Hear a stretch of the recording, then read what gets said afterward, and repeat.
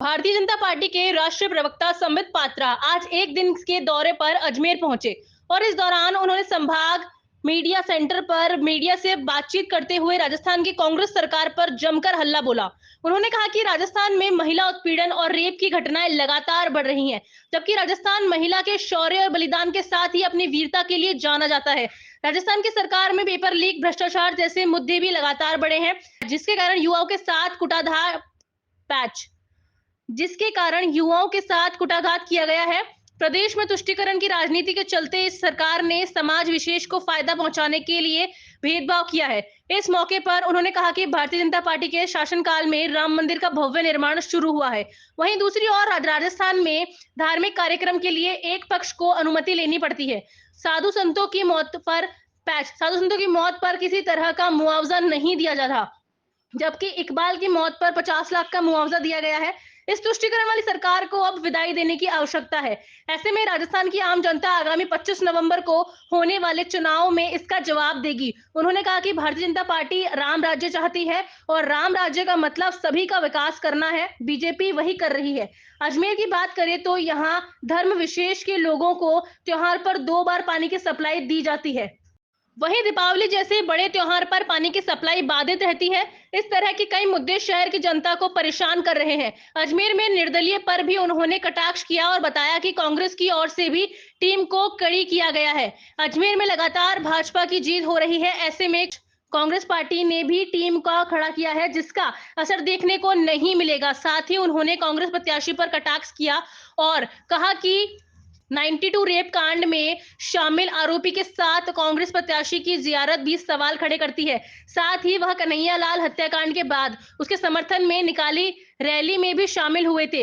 इन सभी विषयों को राजस्थान के साथ ही अजमेर की जनता जानती है और इसे लेकर चुनाव में बटन दबाकर इसका जवाब देगी। देखिए, जहां तक बी टीम का सवाल है, इसमें कोई दो मत नहीं है कि हमारे विधायक 4 बार से यहां जीत रहे हैं। 5वीं बार यहां जीत करके वो एक रिकॉर्ड कायम करेंगे। और जहां तक हमारे दल के पार्षद की आपने बात की, इसमें भी कोई संदेह नहीं है। भड़का करके खड़ा करने का काम और अपने लोगों को खड़ा करने का काम, वोट कटुआ बनाने का काम, जो वोट काटने हैं ना, उनको करने का काम कांग्रेस पार्टी षड्यंत्र के अंतर्गत कर रही है। ये षड्यंत्र कदाचित सफल नहीं होने वाला है। पानी की आपने बात की, 5 साल नहीं, अजमेर की समस्या पुरानी है पानी की। 20 साल के विधायक आप ही के, 2 बार सरकार भी आपकी आ रही। अजमेर का पानी जयपुर चला गया, कोई विधायक कुछ नहीं बोला और आप वापस पानी की बात। देखिए, जहाँ तक पानी का सवाल है, पूरे हिंदुस्तान में हर घर नल योजना, नल से जल योजना, पहली बार प्रधानमंत्री नरेंद्र मोदी जी ने इस संवेदना को ध्यान में रखते हुए पूरे भारतवर्ष प्रारंभ किया है। यह एक अभिनव योजना है, हर जगह आरंभ हो रहा है। किस प्रकार घर घर पानी पहुंचे, उसकी चिंता हमारे यशस्वी प्रधानमंत्री नरेंद्र मोदी जी कर रहे हैं। सर, आपने सबके साथ की विकास की बात करी, इकबाल और घनश्याम के न्याय की बात भी करी, लेकिन बीजेपी ने जो टिकट वितरण किया है उसमें मुस्लिम को एक भी टिकट नहीं दिया। नहीं, हमारी जो टिकट वितरण का प्रणाली है उसका एक ही क्राइटेरिया होता है और वो होता है विनेबिलिटी। विक्ट्री किसकी होगी, जीत किसकी होगी, उसके आधार पर टिकट दिया जाता है। हम यह नहीं देखते हैं कि कौन हिंदू है और कौन मुसलमान है। जो जीत सकता है टिकट उसी को मिलेगा। भी पानी दीजिए, दिवाली में भी पानी दीजिए। आप विभाजन क्यों करते हैं? पृथक पृथक करके दोनों समुदायों को देखना, दोनों को विभाजन के रूप में देखना, एक के लिए तुष्टीकरण करना और दूसरों के लिए कुछ नहीं करना, ये कहीं ना कहीं कांग्रेस पार्टी का चरित्र का हिस्सा बन चुका है। इसलिए कांग्रेस को सबक सिखाना पड़ेगा। मैं बार बार पूछता हूँ, आज ये परिस्थिति क्यों आई है राजस्थान के अंदर या पूरे हिंदुस्तान के अंदर? जब कृष्णा वाल्मीकि की हत्या होती है, जब जाटव जी की हत्या होती है, तो हमें उनका नाम भी नहीं याद आता है कि विक्टिम कौन था। अखलाक का नाम सभी को याद है, मगर कृष्णा वाल्मीकि का नाम किसी को याद नहीं।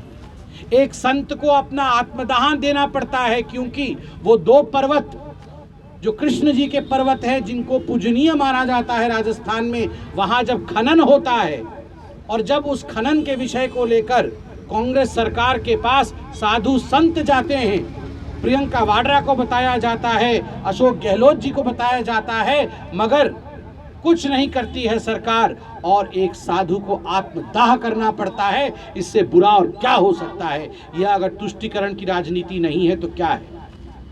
मैं जयपुर से आ रहा हूं, मुझे जयपुर में अभी बताया गया है 2 विषय जिसने मुझे बिल्कुल झकझोर के रख दिया। चंद दिनों पहले रोड रेज के एक्सीडेंट में इकबाल नामक बालक जयपुर में मारा जाता है। उसके लिए आप 50 लाख रुपए तुरंत कंपेंसेशन देते हैं, सरकारी नौकरी देते हैं उनके घर वालों को और एक दूध की डायरी देते हैं उनके घर वालों को। 24 साधु संत और पुजारी मारे गए, उनमें से एक को 25 रुपया भी दिया गया है क्या? चवन्नी दी गई है क्या? क्या दोष था इन साधु संत या इन पुजारियों का जिनकी हत्या की गई? एक चवन्नी तक उनको क्यों नहीं दिया गया? जबकि मैं इकबाल के खिलाफ नहीं खड़ा हूं, आप इकबाल के साथ भी खड़े होइए, आप घनश्याम के साथ भी खड़े होइए। इकबाल को भी न्याय मिलना चाहिए अगर उसके साथ अन्याय हुआ है, मगर घनश्याम केवल चोटी रखता है, घनश्याम तिलक लगाता है, घनश्याम चंदन लगाता है, तो घनश्याम को कोई कंपेंसेशन नहीं मिलेगा, सारा कंपेंसेशन इकबाल को मिलेगा। तो ये तुष्टीकरण की राजनीति यहाँ नहीं चलने